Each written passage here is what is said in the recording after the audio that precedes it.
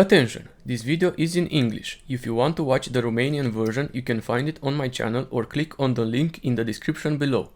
Atenție! Acest videoclip este în engleză. Dacă vrei să vizionezi varianta în română, o poți găsi pe canalul meu sau accesând linkul din descriere. Previously on this series.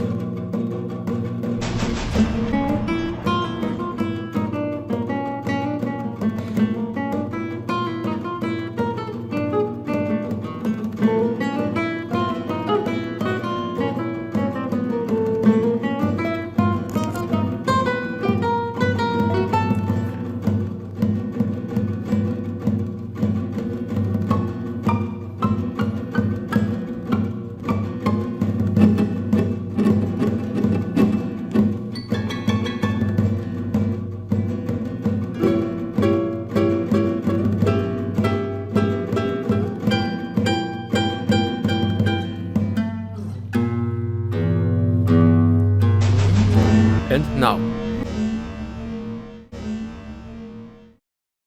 After the release of GTA 3, the game I have spoken about in the previous part from this series became one of the most known, played and for some people controversial iteration from this series at that time.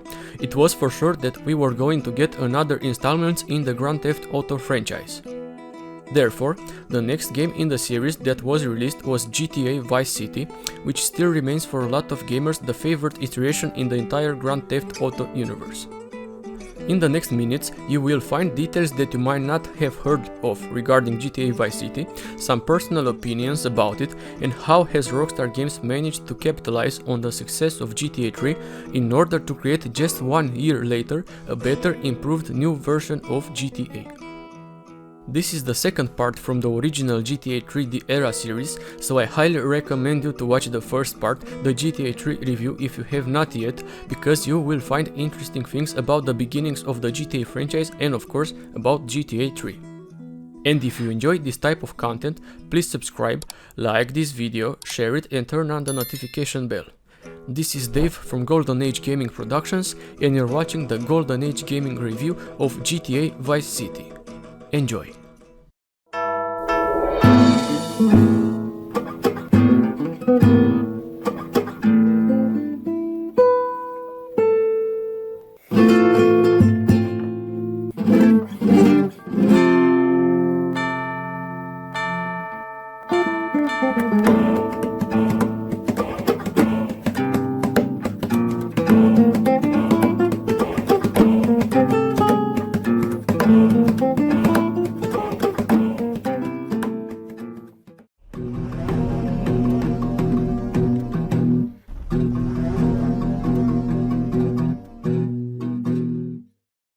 GTA Vice City or Grand Theft Auto Vice City is the second game released from the so-called original 3D era involving the GTA series. From a perspective, it is the game that has solidified Rockstar Games as a company, but also the franchise itself. If GTA 3 represented the beginnings of what we were going to experience, being a less polished game with pros and cons, some unfinished mechanics and not that many side activities or interesting missions, GTA Vice City represented a more advanced version of Grand Theft Auto, coming from the developers that had already gained a lot of experience and knew from the get-go what was needed to be improved in order to deliver a better and more fun time for its player base. As I have mentioned in the previous part from this series, the legacy of this franchise begins with the release of 5 other titles, namely Grand Theft Auto or Grand Theft Auto 1, its 2 expansion packs, London 1969 and London 1961, then GTA 2 and of course GTA 3. Thus, GTA Vice City is the 4th main installment in the series and which was released just 1 year after GTA 3 was out, the developers having a very short time period to create the game of about 9 to 10 months, and yet managing to deliver maybe even more than the players expected, not like today when we have to wait more than 10 years for another GTA title, but we're talking about Rockstar Games after all, and even if they got slowed down by the bajillions of dollars they are making of some kids that have stolen their parents' credentials to use them in GTA Online, let's face it, we will all play GTA 6 whenever it will come out, I mean if we're still alive, Rockstar, and most probably, see me eat my words later, it will be a great game. Coming back to GTA Vice City, The main concept of the game has remained the same, in which you control a criminal to his ascension in the mafia world, having to complete various missions in order to progress and become a feared force. You do so by finishing main missions, secondary tasks, other activities, or you can just have once again some short to medium time duration police chases for your own entertainment only, as you will not progress with the game just by doing the latter activity described. Since it is an open world game, you can choose to finish the missions when you want or just wander around the map and explore its secrets, see its landmarks and have a good fun time. GTA Vice City is the first game in the series to be developed directly under Rockstar Games, even though some of the original members from the DMA design company, the ones responsible for the birth of the GTA series, were also part of the development. The action of the game takes place in the mid-80s this time, in a fictional recreation of Miami. Therefore, from a chronological point of view, it is the first game to tell the story of the GTA series in the main installments from this franchise. However, again chronologically, its standalone DLC released by Rockstar Games with the name of GTA Vice City Stories is the first one, and you can find out some brief information about it at the end of the story section of this review. The game has received even more favorable reviews than its predecessor, and it was also a pretty big commercial success, also being the most expensive game to have ever been created by Rockstar Games at that time, with an estimate of around $5 million put into its development. This game was released in the fall of 2002 on PlayStation 2 and later also came out on PC and Xbox. Nowadays, you can play it on pretty much every device, from smartphones to the newer gaming consoles, handhelds such as the Nintendo Switch, again remembering the hurtfully definitive edition of these games, and even as an unofficial port for the PlayStation Vita. I have used the PC version of the game in the creation of this review, once again with a few quality of life mods, but that do not alter the original elements or mechanics of the game in any way.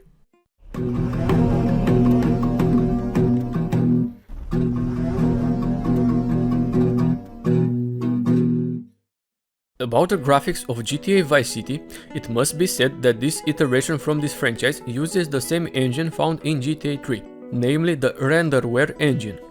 As I have said in the previous video from this series, this RenderWare engine was considered some sort of a holy grail from Sony, as it was used in a lot of different titles. The engine was released by Criterion Software and had multiple revisions. However, the developers from Rockstar Games have used a modified version of the RenderWare engine found in GTA 3, and even though it is basically the same graphics with a few changes, I personally, when I was young, never thought that these two games are basically the same engine-wise. I always thought we were playing a totally different game when it comes to this aspect. And here I have to praise the ingenuity and skill of the developers from Rockstar Games in using this engine in all of the three different original 3D era GTA games in such a way that it always seemed like they were based on different graphical engines. Also, we have to mention that GTA Vice City Stories and GTA Liberty City Stories use a modified version of the render engine called the Leeds engine. There are some subtle differences though, easily observed by the players, such as the color palette used in the game, as Vice City in comparison to GTA 3 has a more vivid, colorful world. Everything is more alive because of this. And also, this is the main trick in making us think they were using different engines. Each game had a different personality, a different character, a different atmosphere, and Vice City is the one to make our mind think of a holiday destination, of a relaxing and fun time, at least in my opinion. The developers have taken inspiration from the known movies such as the Miami Vice series or Scarface in the creation of GTA Vice City. There have also been brought some other subtle additions such as better textures or slightly better animations, but they are not something that different to consider them necessarily new groundbreaking features. When it comes to the audio in this game, GTA Vice City uses about the same effects found in its predecessor. Not too bad, but not impressive by any means. But the recordings are of higher quality, the voice cast is better, even the lines are better. Guys, it's Ken Rosenberg here. Hey, great, hey. Well, I'm gonna drive you guys to the meet, okay? Now, I've talked to... Things that bring more credibility to the story, making it more immersive. And now we also have a main character that can actually talk, this turning him into a more relatable, likable one, in comparison to the mute boy from GTA 3, at least from my perspective. Look, Sonny, we were set up. The deal was an ambush. Harry and Lee are dead. The radio stations make a return. We have once again 9 of them, and besides some songs written by in-house composers from Rockstar Games. And by the way, you can again listen and view a personal interesting guitar cover of the GTA Vice City main theme by clicking on the link in the description below or by finding it on my channel. Now we also have some great hits from big artists such as Billie Jean by Michael Jackson, Self-Control by Laura Branigan, Run to You by Bryan Adams and many other great songs. The soundtrack consists of melodies not only from the 80s but ranging from the 1950s to the 1980s. However, due to Rockstar not wanting to pay for the extension of some licenses, some of the songs, most of them the well-known ones, have been removed in the more recent versions of the game or even in some cases from the earlier versions through some updates. The complete experience as it was intended can thus be found in the original version of Vice City or by modding your game, including this way by yourself the removed content. There was also supposed to exist another radio station called Vice City News, but it was not completed by the developers. But as a nice fact, you can also find a corresponding building in this game to this radio station, being the only one that has this feature, which is kind of ironic and sad at the same time, I think. You can also hear some commercials when listening to these radio stations, which helped at creating a more immersive, closer atmosphere to the one of the 80s, thus bringing more credibility to the game. Italian loafers without socks? Deconstructed linen suit? Something missing? Complete the look. With a flesh-tone sleeveless t-shirt at Vice City's one-stop shop for people who dress for success. Wow, you look like everyone else. Complete the look. Then there is once again the 10th radio station, the MP3 player also found in GTA 3, also known as the tape deck in GTA Vice City, where you can listen to your own music, both in the PC and Xbox versions, and also on the iOS platform nowadays. Simply done by placing your MP3 or WAV files in the folder created by the game, and, like we did in the GTA 3, let's once again listen to this.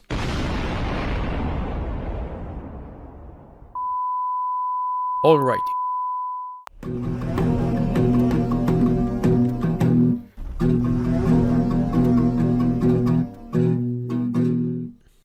First of all, GTA Vice City does not differ too much from the gameplay formula presented to us and the one we have gotten used with in the previous GTA titles and especially GTA 3.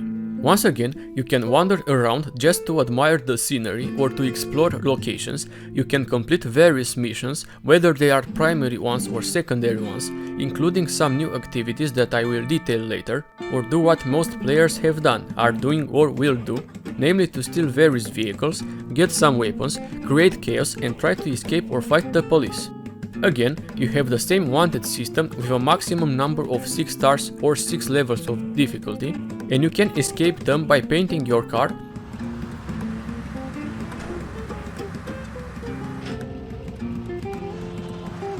or by collecting cop bribes.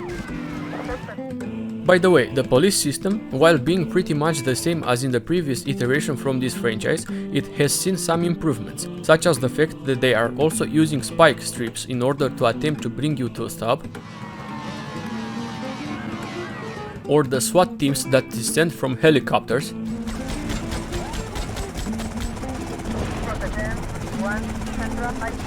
but some other areas have not seen that many improvements. And by the way, as you can see and most probably already know, neither the protagonists from GTA 3 or GTA Vice City know how to swim, this mechanic being implemented later in the series. The respawn points after you die are once again the hospitals or the police stations if you have been busted by them. The number of vehicles you can drive has doubled from GTA 3, having once again regular normal cars, emergency vehicles, expensive fast cars, of course gang cars, boats, tanks and even motorcycles. And now having both flyable helicopters and planes, or better said plane, because there is only one proper plane in the game, and another RC version of a plane, used in a mission and some side activities, and also being part of GTA San Andreas. The flying mechanics, while still not the best, were at least implemented in GTA Vice City to a point where after some trial and error, you can kind of get used to it and somehow fly. The driving controls do seem to be a bit more accurate and stable in Vice City compared to GTA 3, feeling like you do not always drive a sliding boat-like vehicle, but like you are more in control of it. But maybe it is just a placebo effect, I don't know. The cinematic camera makes a return, but the top view one doesn't, GTA 3 being the last one to have it, as I was saying in the previous part from this series.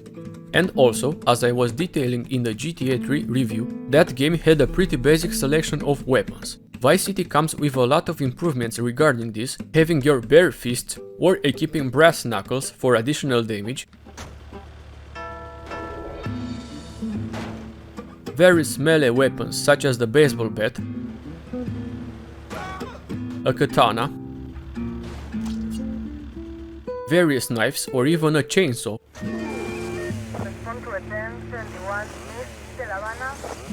then you have a pistol, and a Magnum Type 1, 3 versions of shotguns,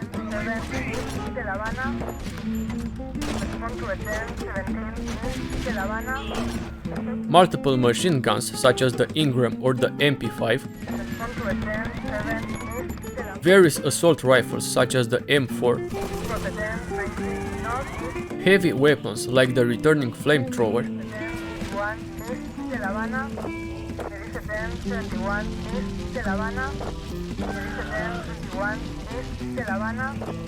the rocket launcher,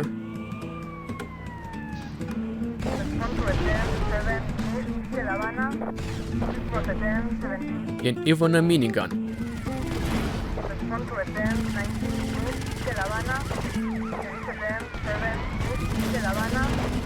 Plus 2 sniper rifles.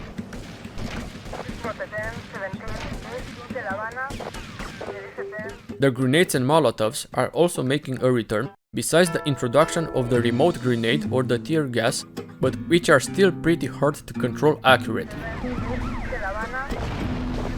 However, it seems like the final version of the game should have included even more weapons, such as the nail gun, the staple gun, the taser, or the silent pistol, and even another grenade launcher, among others. And also, like in GTA 3, these weapons can be found in-game or be bought from the ammunition stores,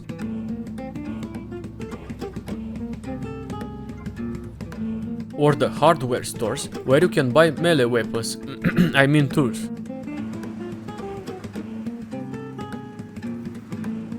And not to forget about the introduction of the camera in the universe of Grand Theft Auto, even though it is used only in one mission in GTA Vice City. You also have a phone that you can answer and get mission details from. Look, the French are giving me all kinds of trouble, amigo. They're hypocrites. They spend 100 years stealing from poor countries. And you also have in-game clothes, and not just different skins selectable from the main menu like in GTA 3. The hidden packages also make a return from GTA 3, having basically the same properties, giving you some money and some in-game items that spawn next to your safe houses after collecting a specific number of them.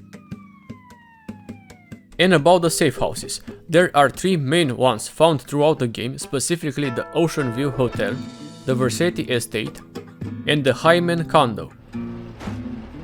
But in Vice City it was also introduced a new game mechanic through which you have the possibility to acquire various assets, representing properties or businesses, that also act as safe houses after they have been bought. You can proceed to save your game by picking up these pink cassette icons and also save your cars in the specific garages for every location. Some other new features include the duck or crouch option in GTA Vice City, and you can also bail out of vehicles while driving without having to slow down first. The action of the game starts in the year 1986 and, as I was also saying earlier, takes place in a fictional Miami called Vice City. In comparison to GTA 3, I would say that the map of Vice City feels pretty small, but every aspect of its space it is wisely used, being packed with a lot of stuff to do. Even so, there are 2 main islands present in the game, the Vice City beach area and the Vice City mainland, separated by the ocean, and 2 smaller islands, called the Prawn Island and the Starfish Island. What is interesting is the fact that the map used to look a bit different in the initial phases of development, as it can be seen. Overall, I think Vice City feels like a pretty small game area-wise, but that can be a good thing for some players and not for some others. And as in the case of GTA 3, you cannot freely travel between these islands unless you progress with the storyline or use again cheat codes. When it comes to the side activities present in the game, there is an improvement over GTA 3, starting with the assets you must acquire and without which you cannot get to the end of the game, needing to buy at least a minimum of 6 of them. Now having once again the vehicle sub-missions activated when entering certain emergency cars, or even a pizza delivery motorcycle. The off-road challenges also make a return, but being more fun from my perspective in GTA Vice City.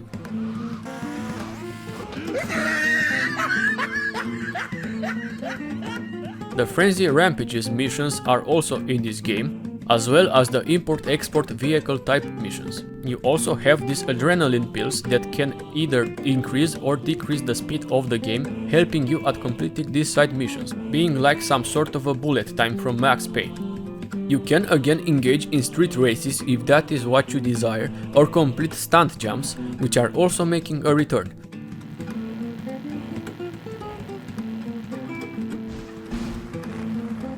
But also complete chopper checkpoints, which are pretty much the same as the off-road challenges in general, but now you must pilot a helicopter.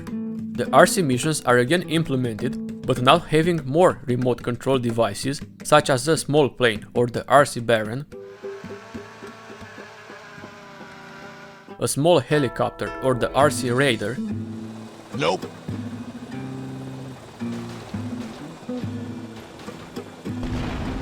Besides the little RC car or the RC Bandit. A new activity comes from the Hyman Memorial Stadium events, consisting in 3 sub-missions.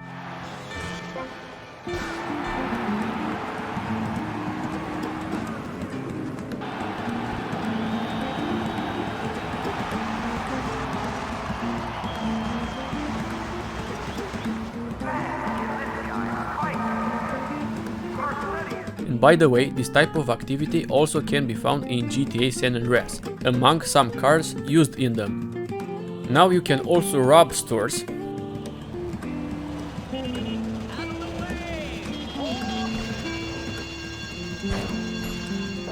try your weapons at the ammunition shooting ranges, besides other more complex side missions such as the 5 payphone assassination missions or the 13 gang missions. Overall, I would say that GTA Vice City presents us a more robust fun experience in comparison to GTA 3, this being just a personal opinion.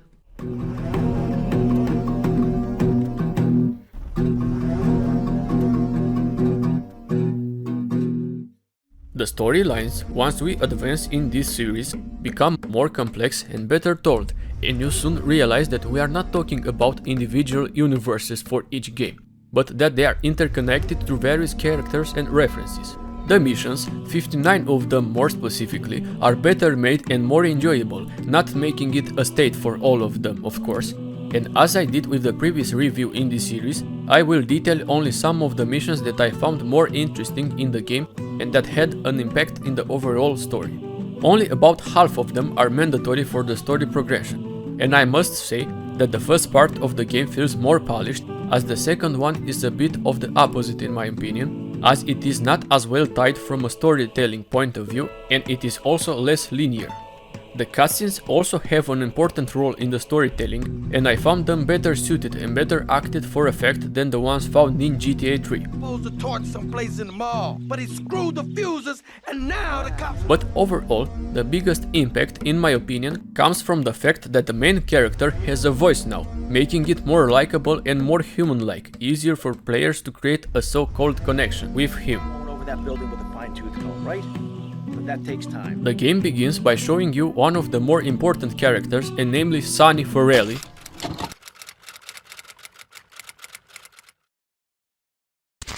who is also the Don of this mafia organization group. Initially, they are talking about the release from prison of the main character from Vice City, who was sentenced for life after being accused of murder in Liberty City. But with Sonny's connections, he managed to get him out of the prison after 15 years and sends him to Vice City to continue his criminal path. It's Ken Rosenberg here. Hey, hey, great, hey. Well, I'm gonna drive you... And here we have Ken Rosenberg,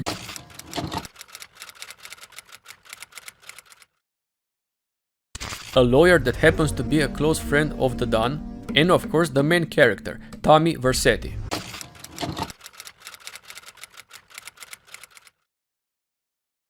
Sent soon at a meeting where a deal goes wrong and he barely escapes the ambush, but also loses the drugs he was carrying. One of the Vance brothers dies in the shootout, specifically Victor Vance, the main character from GTA Vice City stories. Friend.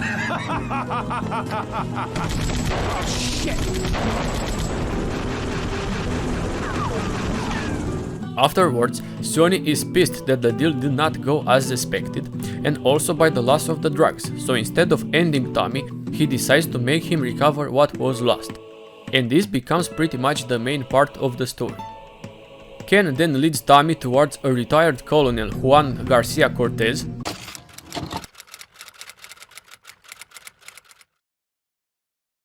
who is also the one that organized the deal that went south in the beginning.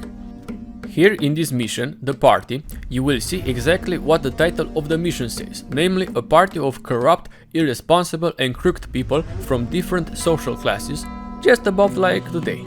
Anyway, you also see a young Donald Love, the so-called skilled politician from GTA 3, as the apprentice of a real estate mob called Avery Carrington. So I guess he had what to learn because he does the same actions in GTA 3 as this Carrington guy does in Vice City.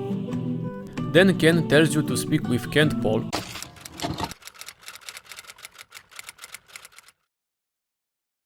a music producer that thinks himself as a successful criminal. He makes you beat up a chef for information, and by the way, this chef's name was Leo Thiel, and he also was more than a cook, his nickname being Mr. Black, given by his hitman career.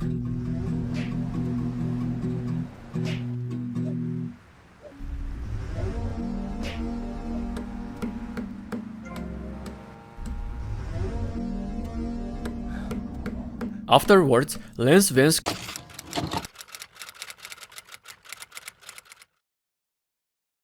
comes in and proposes you to team up with him in order to avenge his brother's death and bring the responsible ones to justice. Kind of ironic, isn't it, to speak about justice in a world of criminals? The way I see it, we two hombres in a strange town. We need to watch each other's back. My back's just... You proceed to do some missions for Juan Cortez, who asks you to kill a gang leader with the name Gonzalez. I'm gonna shut that big mouth of yours. He's got a blade. Stop running, you fat slime ball. Away from me, you cheap bastard.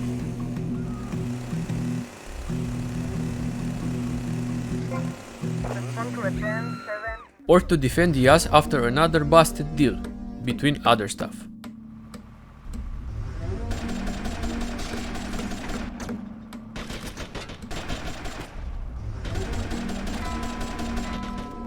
You can also do some missions for the already named Avery Carrington,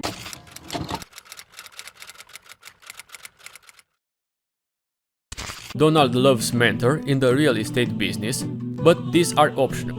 However, among them is the RC helicopter mission that everyone hated, but which I surprisingly managed to complete it on my first try, cause when I was younger, I had to spend a ton of time completing it, probably because of the controls and also maybe due to the low frame rate our computers were outputting, but which did not bother us like today when we are used to 4K resolutions and hundreds of frames per second. Some piss and mess around, I'll bust your wise-ass toy.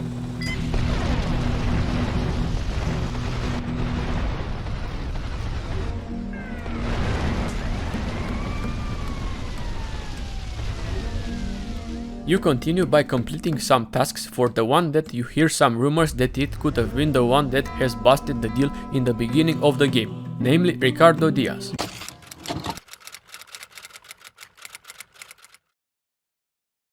One of the objectives involves the use of a helicopter in order to kill a drug dealer, this being one of the more diverse missions in the game. There are also some very conveniently placed red explosive barrels.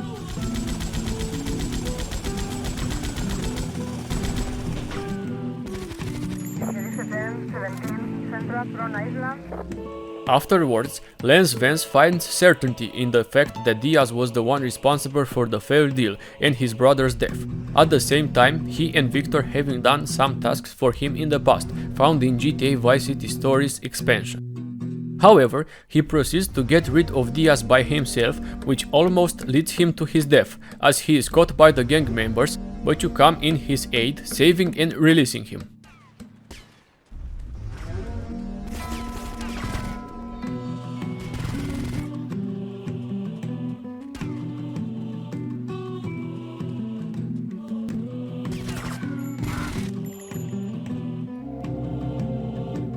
My careful planning blown to shit. Thanks to you. After that, and with a better plan that is better than Dutch's plan from Red Dead Redemption 2, Goddamn plan! both Tony and Lance infiltrate Diaz's mansion, and after a shootout with the gang members, they finally kill him. Eat this, you murdering bastards!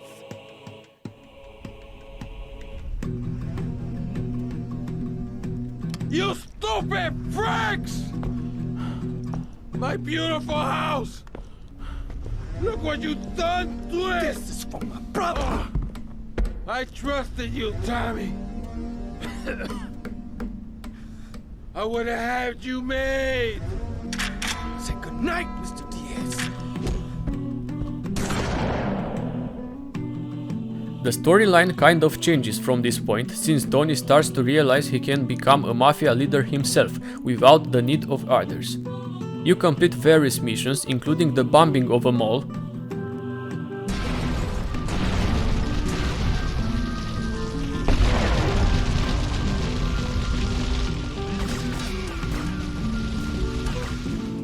and start to gain passive revenue from your mansion initially.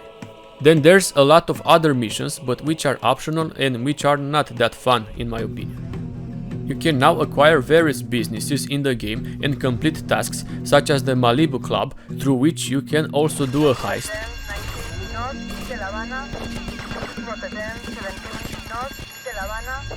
That's the last stuff.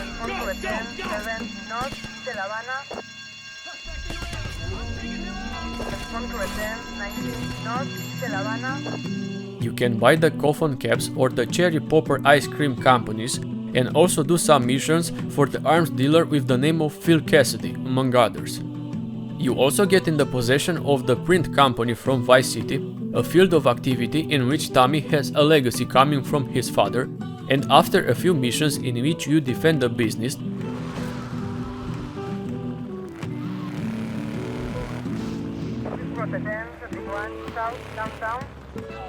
Tommy proceeds to make counterfeit money in order to pay the debt to the Forellis. In this time, Tommy actually kind of distances itself from Lance Vance and the others, being a bit too thirsty for power. This leads Tommy to become less aware of some things, and while he plans to give the money to Sony, which comes to the mansion, the Forellis already know about the fact that they were counterfeit, because Lance Vance told them so, thus backstabbing you. Do business. Isn't that right, Vince? Sorry, Tommy. This is Vice City. This is business. You sold us out. You proceed to kill Lance for his unloyalty, This is the last dance for Lance fans. I hit the wrong side, Lance. and then you fight with Sonny, just to tell you that the 15 years Tommy was in prison were due to him, as he had orchestrated the entire operation in order to compromise him. You took 15 years from me, Sonny, and now I'm gonna make you pay. You still don't get it, do you? I own you, Tommy. Those 15 years were mine to spend. You then end Sonny, Get him, boys. He never understood a thing.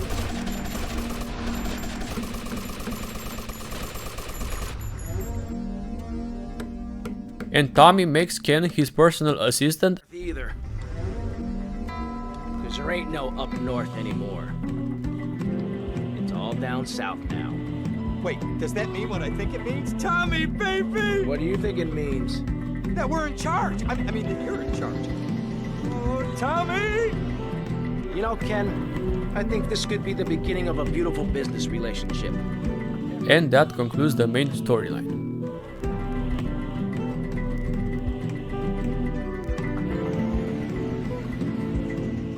At the end, I will also mention the release of GTA Vice City Stories, once again acting as a prequel and that had incorporated more mechanics from GTA San Andreas, like swimming, as it was released after the latter GTA title was out, and its action begins in 1984, having Victor Lance as the protagonist, who is also Lance Vance's brother that dies in the beginning of GTA Vice City.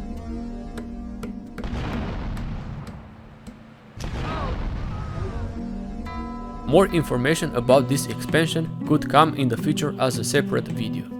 GTA Vice City, like GTA 3, does not include a multiplayer mode, but there is one for the Vice City Stories expansion. Since GTA is the land of Easter eggs, there's quite a few of them in GTA Vice City 2, such as the returning moon that changes its size if shot with the sniper rifle,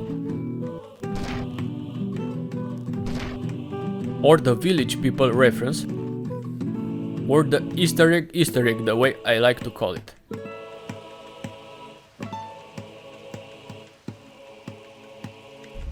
There were some elements removed or that did not get to be finished by the developers, such as various weapons, audio dialogues or various textures, some of them being brought up to the surface by modders, and also through mods you can make out of Vice City almost an unrecognizable game from its original form.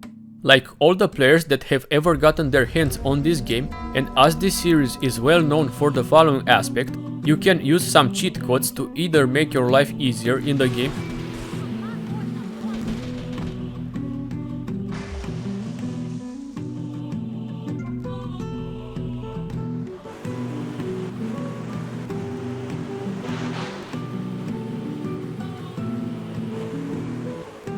or to provoke a lot of disturbances among the citizens of Vice City.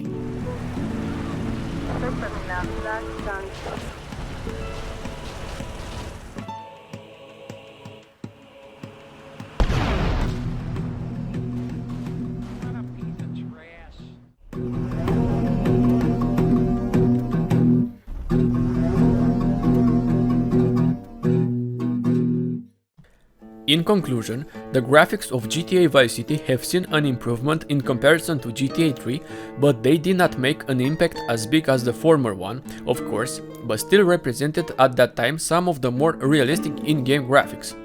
The animation have also seen some improvements, as well as the cutscenes. The in-game audio has seen higher quality voice lines, of course brought by more renowned voice actors, as well as better sound effects. The gameplay has remained the same, but with additional new mechanics that have brought a sense of evolution. The storyline, while still not the best among the GTA series, it is a better one in my opinion in comparison to GTA 3, having more interesting characters and more believable plot twists, as well as more varied missions. For the final score, I will rate GTA Vice City at a 9 out of 10, also giving it the Golden Age Award, the Must Play Award, and without a doubt, the Legendary Award for all of the already mentioned facts. After all, GTA Vice City has remained and will always be a favorite of the GTA fans, and it is to this day a huge success coming from Rockstar Games, who in an extremely short time have managed to produce one of the most remarkable gaming experiences in this field of activity. At the end of this review, and as usual, I would like you to write in the comments below your favorite memories involving this game, GTA Vice City. And tune up for the last part in this series, namely the review of GTA San Andreas. And if you enjoyed this content, please subscribe, like this video, share it and turn on the notification bell for more videos like this. This was Dave from Golden Age Gaming Productions, and you just watched the Golden Age Gaming review of GTA Vice City. And remember, time is ticking away, but memories are here to stay. See you next time.